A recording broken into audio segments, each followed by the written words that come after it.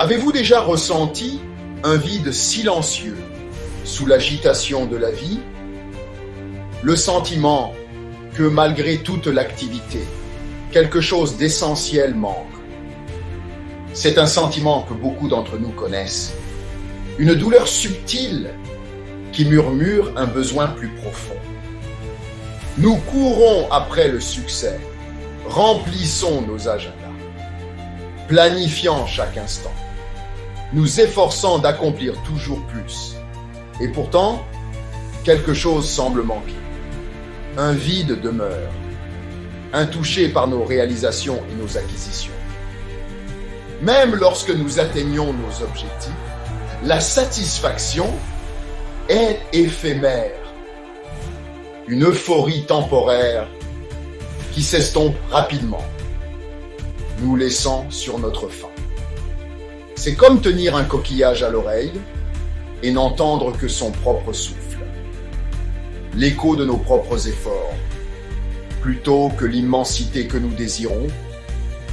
Nous cherchons l'épanouissement dans l'approbation, cherchant la validation des autres, les possessions, accumulant des choses que nous pensons nous rendre heureux, ou le prochain jalon, mais ce ne sont que des airs de repos temporaire, de brefs répits sur un chemin qui ne finit jamais vraiment. Le monde offre d'innombrables distractions, un flot constant de bruit et d'activité, mais aucune ne satisfait véritablement la soif profonde de l'âme. Ce désir est une boussole divine, un doux rappel, nous ramenant à notre Créateur. Dieu ne nous a pas créés pour trouver notre valeur dans nos réalisations, dans les louanges éphémères du monde, mais en étant ses enfants bien-aimés, en sécurité dans son amour, chéris et appréciés inconditionnellement. Le vide que nous ressentons est une invitation, pas un échec, un signe de quelque chose qui manque, pas un défaut en nous-mêmes, un espace que lui seul peut remplir, un vide parfaitement façonné pour sa présence.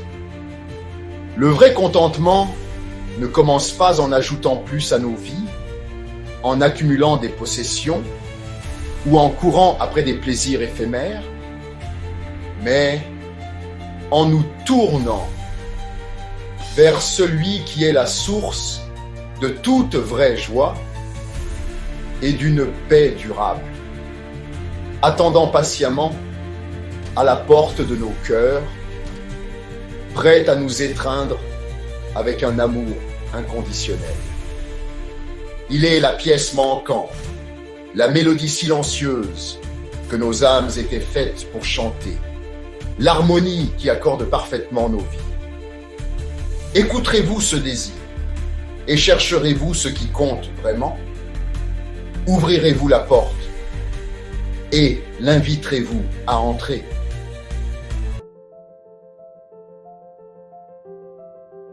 Dans le petit village de Béthanie, niché au milieu des collines, nous trouvons une scène d'une profonde signification. Deux sœurs, Marthe et Marie, ouvrent leur maison et leur cœur pour accueillir Jésus-Christ de Nazareth. Marthe, toujours l'hôtesse diligente, est complètement absorbée par le tourbillon des préparatifs, s'assurant que chaque détail est parfait pour leur invité d'honneur. Ses mains bougent avec une efficacité exercée, un témoignage de son dévouement. Pendant ce temps, Marie choisit un chemin différent. Elle s'assied simplement à ses pieds, captivé par sa présence et ses paroles. Le service de Marthe, bien qu'il soit bien intentionné et né de l'amour, devient progressivement une source de tourment intérieur. Son agitation engendre anxiété et frustration, obscurcissant sa capacité à vraiment se connecter avec Jésus. En contraste frappant, Marie choisit la présence plutôt que la performance, priorisant l'opportunité inestimable d'écouter attentivement Jésus, absorbant sa sagesse et sa grâce. Marthe, se sentant dépassée et peut-être un peu rancunière, demande finalement à Jésus d'intervenir, espérant qu'il encouragera Marie à se joindre au travail. Mais il la réoriente doucement, offrant une leçon profonde. « Marthe, Marthe !» dit-il avec une patience infinie. « Tu t'inquiètes et tu t'agites pour beaucoup de choses, mais une seule est nécessaire. » Jésus ne rejette pas l'importance du travail de Marthe, ni ne diminue ses efforts.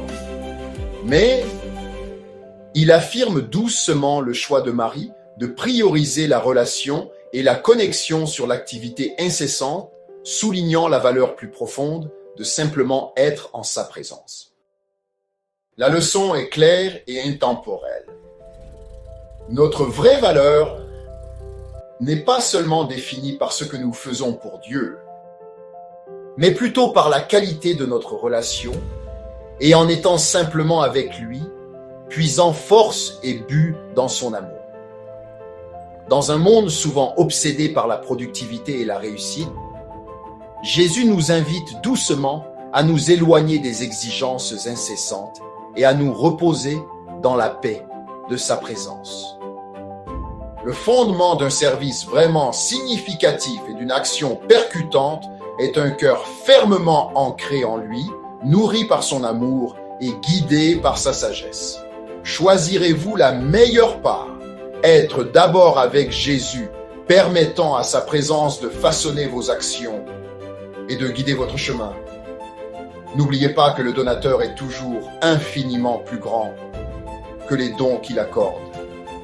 Ne laissons pas nos efforts et notre agitation nous aveugler à sa présence et à la joie profonde de simplement être avec lui. Jésus a appelé le choix de Marie la seule chose nécessaire. Pas un repas parfait, mais un cœur tourné vers lui. Notre valeur n'est pas mesurée par nos listes de tâches, mais par notre lien avec Dieu. Le monde dit que l'occupation est synonyme de valeur, mais Jésus renverse cette idée. La chose la plus productive que nous puissions faire est de nous reposer en sa présence. Comme une branche doit rester connectée à la vigne, nous devons rester proches de Jésus pour porter du fruit. La distraction de Marthe l'a laissée anxieuse.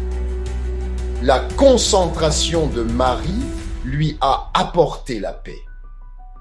Jésus nous invite à déposer nos soucis et à le rejoindre à ses pieds. Le temps passé avec lui est le seul investissement d'une valeur éternelle. Tout le reste s'estompe. Mais une relation avec Jésus dure éternellement. C'est la seule chose vraiment nécessaire. Voici David, un entrepreneur à succès qui a tout, mais qui est hanté par le vide. Il travaillait sans relâche pour sa famille, mais les voyait rarement, manquant les moments importants de la vie. Malgré ses réalisations, David se sentait isolé et agité.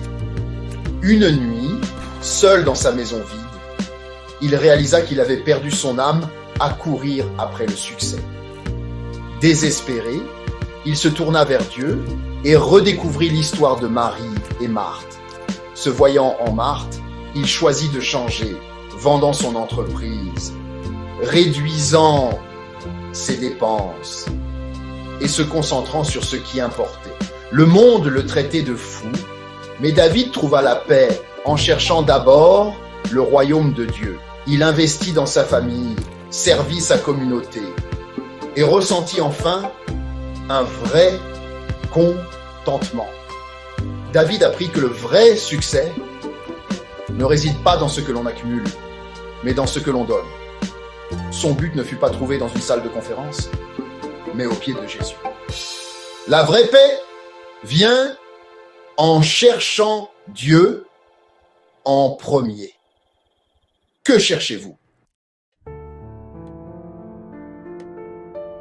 Jésus dit, « Cherchez premièrement le royaume de Dieu et sa justice, et toutes ces choses vous seront données par surcroît. » Ce n'est pas une suggestion passive, c'est une quête active. Chercher le royaume de Dieu signifie inviter son règne dans chaque aspect de nos vies. Il s'agit d'aligner nos priorités sur les siennes, en désirant que son caractère nous façonne. Trop souvent, nous courons après tout le reste en premier, donnant à Dieu ce qui reste. Jésus nous invite à le mettre au centre, en lui faisant confiance pour nos besoins. Quand nous le cherchons en premier, il promet de pourvoir à nos besoins. Notre rôle est de le chercher. Son rôle est de prendre soin de nous. C'est un échange radical, notre anxiété pour sa paix. Lui, ferez-vous confiance pour vos priorités? La promesse est simple.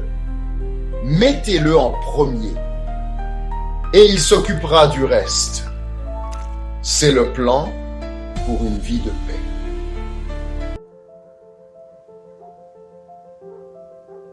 Qui ou quoi siège sur le trône de votre vie? La carrière, la famille, le confort, l'approbation. Ces choses ne sont pas mauvaises, mais elles font de piètres rois. Quand autre chose que Jésus est au centre, nous finissons anxieux et agités. Dieu n'est pas en colère quand nous faisons de mauvaises priorités. Il nous invite à revenir. Seul Jésus peut apporter la paix et le but que nos âmes désirent. Le trône de votre cœur a été fait pour lui seul. Le laisserez-vous régner? Ressentez-vous parfois un profond désir de paix, le sentiment qu'il vous manque quelque chose? C'est Dieu qui vous invite, doucement mais avec persévérance, à rentrer chez vous. Il voit votre cœur, vos luttes et votre aspiration à quelque chose de plus. Vous n'avez pas besoin de mettre de l'ordre dans votre vie d'abord. Venez tel que vous êtes. Apportez vos imperfections, vos doutes et votre fragilité. Il vous accueille à bras ouverts, prêt à vous embrasser exactement là où vous en êtes dans votre cheminement. Faire de Jésus le Seigneur est un simple acte d'abandon. Une décision consciente de croire qu'il est celui qu'il dit être, le Fils de Dieu, le Sauveur, celui qui peut véritablement transformer votre vie. Il s'agit de lâcher prise et de laisser Dieu agir. Si vous êtes prête à franchir ce pas, priez avec moi. Seigneur Jésus, je viens à toi, las et accablé, portant le poids de mes erreurs et de mes angoisses. Je confesse avoir souvent mis d'autres choses en premier, courant après des plaisirs éphémères et des promesses vides. Pardonne-moi de m'être détourné de toi.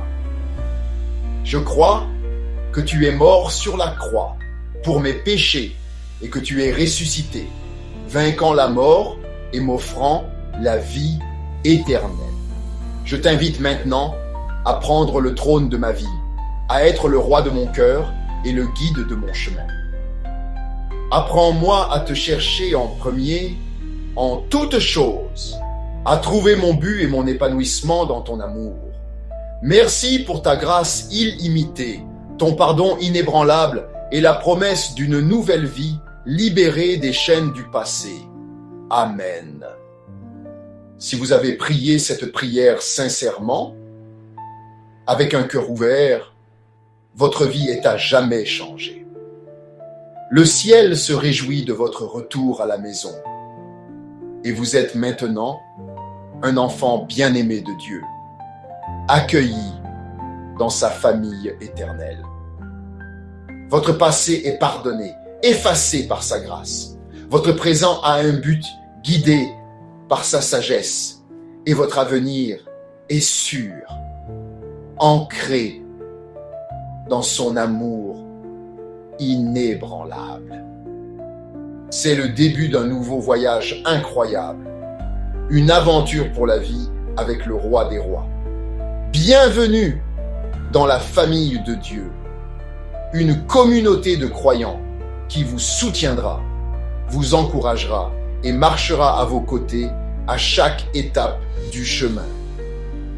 Votre quête de paix, ce profond désir dans votre âme, vous a finalement conduit au prince de la paix, le seul qui puisse véritablement satisfaire les désirs les plus profonds de votre cœur.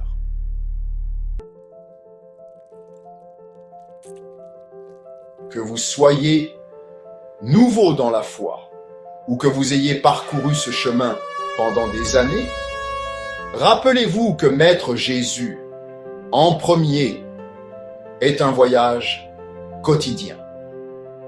Lorsque les distractions surviendront, sa grâce vous soutiendra. Que Dieu vous bénisse, vous guide et vous remplisse de sa paix. Puissiez-vous trouver en lui la force et la joie d'être simplement à ses pieds. Cherchez son royaume et regardez sa fidélité se déployer dans votre vie. Amen. La foi est à la fois personnelle et publique. Que votre vie déclare « Jésus est le premier ». Partagez votre histoire. Il y a du pouvoir dans le témoignage. Rejoignez notre communauté. Connectez-vous et grandissez ensemble dans la foi. Encouragez les autres en partageant ce message. Soyez un messager d'espoir. Faites savoir au monde que la réponse à chaque cœur en quête est Jésus. Ensemble, apportons l'espoir à un monde qui en a plus que jamais besoin. Que Dieu nous bénisse abondamment, maintenant et toujours, au nom de Jésus-Christ de Nazareth. Amen. Vous ne faites pas que regarder. Vous faites partie de quelque chose d'éternel. Votre vie compte. Votre voix compte. Nous oignons votre avenir. Si ce ministère a encouragé votre foi, approfondi votre marche avec Dieu ou touché votre cœur, nous vous invitons à envisager de vous associer à nous. Ces messages nécessitent prière, temps et ressources pour être produits et partagés gratuitement avec le monde. Il n'y a aucune obligation, seulement une invitation à participer. Si vous vous sentez appelé à donner, à prier ou à soutenir de quelque manière que ce soit, nous serions ravis d'avoir de vos nouvelles. Envoyez-nous un message directement. Ensemble, bâtissons quelque chose qui glorifie Dieu et apporte de l'espoir à d'innombrables vies. Vous ne soutenez pas seulement du contenu, vous alimentez un appel, un message et une mission qui compte.